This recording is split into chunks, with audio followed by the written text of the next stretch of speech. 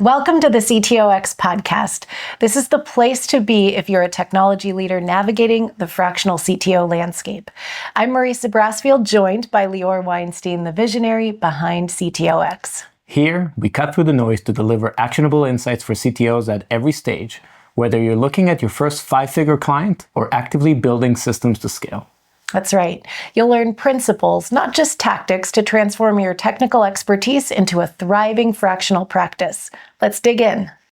Welcome back and welcome back. I'm so excited to talk with you about trust and that important role of building trust-based relationships with CEOs as a fractional leader. I'd love for you to share. Now, of course, we work with fractional CTOs, so our conversation will be heavy on the technical aspect. But in terms of conversations with CEOs, it's actually not helpful to talk technical. Why is that so? And how can you build credibility without mentioning all of the technical jargon that maybe sets you apart? Yeah, it's a very new thing for CTOs coming into the program to understand, because they think that them showing first of all, they're used to a job. So they're thinking resume, and they're thinking about showcasing all the stuff they did and all the knowledge is going to build trust with the CEOs. The reality is, one, most of the market opportunity being in small to mid-sized businesses, that means the CEOs are the entrepreneurs for the most part. They're founder entrepreneurs, owner operators of their businesses. And the very nature of them talking to you means they don't understand technology. Once in a while, you have a CEO that's a technologist. That's great. That makes the conversation way easier. But by and large, they don't. They don't understand technology. At the best, they understand it enough to be dangerous, is how they frame it. So if you start spewing that you worked on, high throughput systems and cloud and RDS or whatever it is, you're just going to lower trust with every single word you add to that conversation, because that's not how they can't underwrite it. They can't look at it and see this is good, this is bad. They just don't know. They don't understand it. And because they don't understand it, it doesn't build trust. And if it doesn't build trust and you're adding words they don't understand, it reduces trust, removes trust. So what does build trust is other trust signals. First of all, they're trying to understand, do they think that you're relevant to them? And there's different ways to build relevancy. The easiest one is to say that you're a fractional CTO in their, however they self-identify, their niche, market, and so on. So it's one thing to say, I'm a fractional CTO, versus let's say you talk to a CEO of a hospital, like a fractional CTO for hospitals under 1,000 beds, right? If that CEO is a CEO of a hospital under 1,000 beds, they're going to see themselves in you, and they're going to perk up, and they're going to think you're relevant. Now, that's just the first thing. You're going to do a bunch of other things. But being able to say that you service their category is a big deal. We had, for example, we had a CTO in the program. His niche was racetracks, because he's a race car driver. And it's actually a pretty big market. There's a couple of thousand of them in the US and quite a few in relevant revenue as well. And I told him, listen, if you and I go against the CEO of a racetrack and I start talking, I'm going to own the first 10 minutes. Absolutely. I've been doing sales for years. I've been doing CTO work for years, fractional CTO I have testimonials. I have, I can think on my feet. It's going to be pretty good first 10 minutes.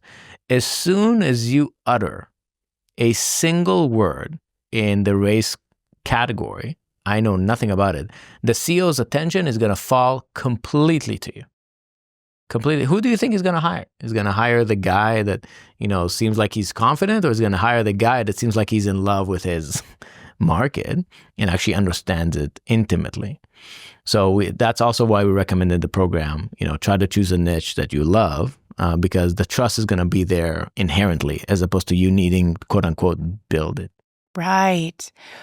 One of my favorite metaphors that you use when we talk about niche, when we talk about trust, relevancy, is around restaurants. I'd love if you could share that. Yeah. So, when we talk about the need for marketing and sales, you're trying to build relevancy and trust. And those are different things, right? So let's say you have wherever you live, downtown, insert your city, and you have an incredible restaurant. 1,000 5-star reviews, took you 6 months to get a reservation. You've heard about it for years, finally got a chance to go. And you waited all that time, totally excited, and you walk in and it's gorgeous, apparently designed by the best architect in the world. And you're shown to your table and everything is just perfect. The smells, the environment, the vibe, the music is amazing. And you sit down at the table and the server looks at you and asks you, what would you like to have tonight? And you're going to inevitably look up to him and ask, what do you got? And he's going to tell you, oh, we can make whatever you want. We have the best chefs in the back. Just tell us what you want. We're going to make the best dinner of your life. And you realize in that freeze frame, trust is not the issue. Trust is not the issue. The reviews you've seen online, the rumors you've heard, the news coverage, all your physical senses are telling you it's amazing. Wow, high quality, right? Smells amazing. It's polished. Full trust, but zero relevancy. Is this like pizza or falafel? Are we doing like sushi? Is this a 4-hour dessert? Is this $1,000 meal? What are we doing? Zero relevancy. And that's why in the program, we teach you methods both to create trust and increase trust, and then to create relevancy and increase relevancy with your target clients. There's a powerful moment in the first conversation with the CEO where you're learning about them, you're credentialing yourself and anchoring yourself as the right person. And you talk about the what and why conversation and really getting to vision as soon as possible. Mm-hmm. Walk us through that. So when you first meet prospects or you have opportunities to work on new clients, one, we want you to establish yourself as a co-pilot, right? As a peer to the CEO, not as a consultant, and not as a person that's getting hired to solve a single problem coming in. So to do that, we share this technique we call the what and why conversation, which is really when you talk to your prospect, you ask them, what are you trying to do? Or what do you want to do? And then whatever they say, build an app, save money, whatever it is, then you ask them, why are you trying to do it?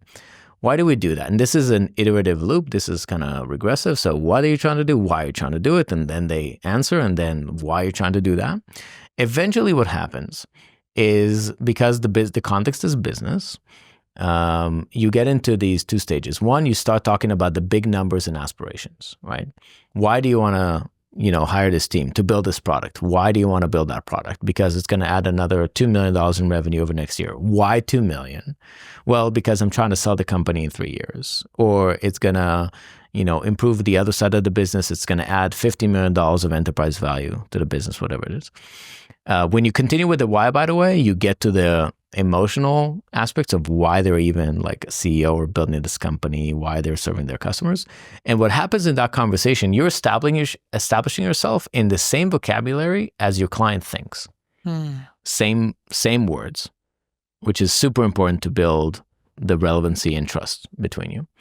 The second is, from pure sales aspect, you want them to focus on outcome. And that's how you do that. You just get them into visioning. What are you trying to do? Why are you trying to do it? Focus on outcome. And they learn that they can talk to you on the vision level. That's the key difference between a CTO and, let's say, a VP or a director, right? A leader versus a manager. And lastly, pure tactically speaking, you don't want to share your price until the outcome is like exciting in the prospect's mind. So if you get to the what and why, and they're like, yep, we're going to do this, add 2 million, save 10, add 50 million to the business, you're like, hey, I can solve all of this for $150,000 a year. So by the time you talk about your cost, quote unquote, it's in the context of this big result that both of you were just elevating yourself and inside the conversation. So it helps you both solidify you as a visionary, as a leader, as a co-pilot, because you're talking about vision and leadership and impact, and not about how, not about cost, right? About outcome. And second, it positions you for just a much better conversation when numbers do come in play. Because then when your number comes in, it's in the context of the big aspiration of your client, and not in the context of like hours or effort or other costs involved. That makes so much sense. And then also, typically in that conversation, or perhaps it's the next conversation if you're really seriously considering working with this client, there's a moment where you describe your relationship with them and you talk about black boxes and what to do with those.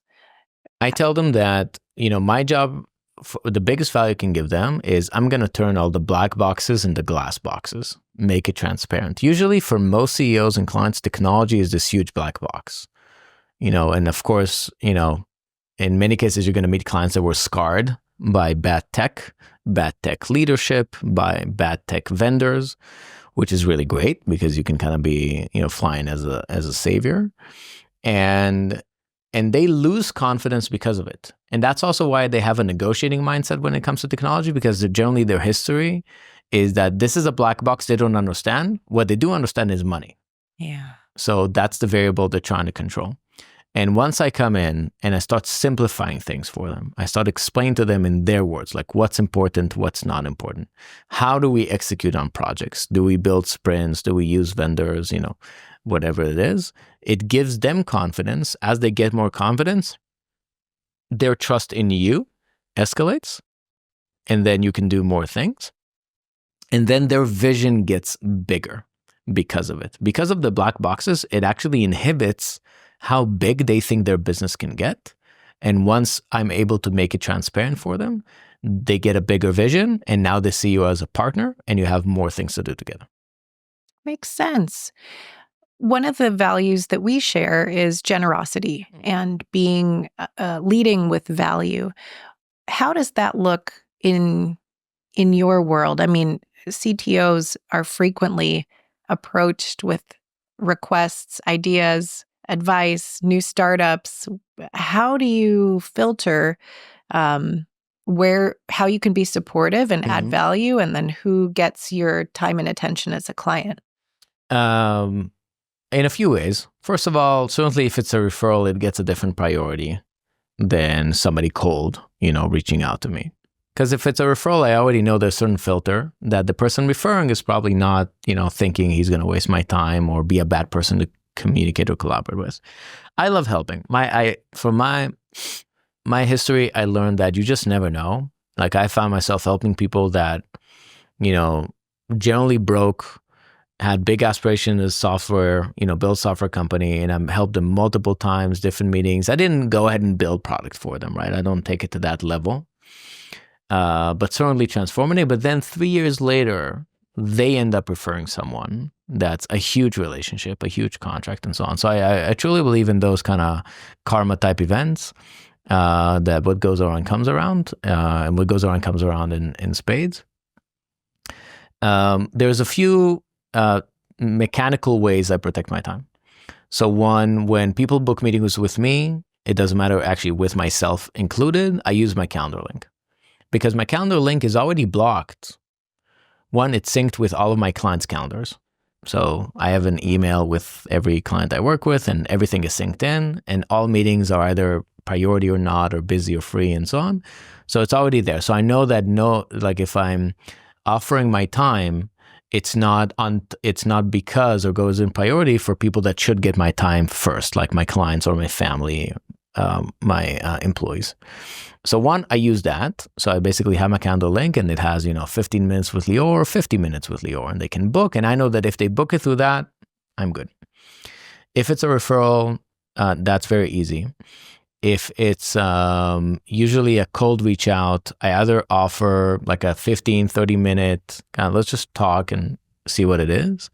I work with a lot of nonprofits as well, and in specific areas that I'm passionate about. And my tendency is to try to make it work. I think there's I heard a phrase many years ago that if you want to get something done, ask the busiest person you know. And I generally fall into one of those categories, and I weave it in. The key differentiator for me with helping is the difference between taking accountability or can I do a no homework type of help. And if I can do a no homework type of help and I have time, great. Happy to do it. I love brainstorming. I love helping. I love, thinking of ideas. So it's easy for me. It's better for me to spend that time than watching Netflix. And if there is accountability, then that might take a different flavor, right? Then I might, maybe it's a passion project and I take it, or maybe it needs to escalate into more of a business transactional relationship rather than just us having fun together for 30 minutes, 60 minutes at a time. Any final words on trust building? I think that it's going to be the CTOs that have the most success in the program. They really love their target market. They really want to be heroes to them. And I think at the beginning, a lot of CTOs have a sense that they judge this fractional CTO pathway through the lens of capability. And I mean, the very fact you are a CTO or CTO level means you're highly capable as an individual. It means you know how to learn quick, how to make decisions, how to get things done. So that's a very confusing frame to operate from. Because if you choose a niche just because you can, you're probably going to have a fairly difficult time to do sales and marketing, because sales and marketing is not technical. It's emotional. There is a science to it. So we say, like, there's a way to do it. It's not rocket science, but it is science. That's how we explain it in the program.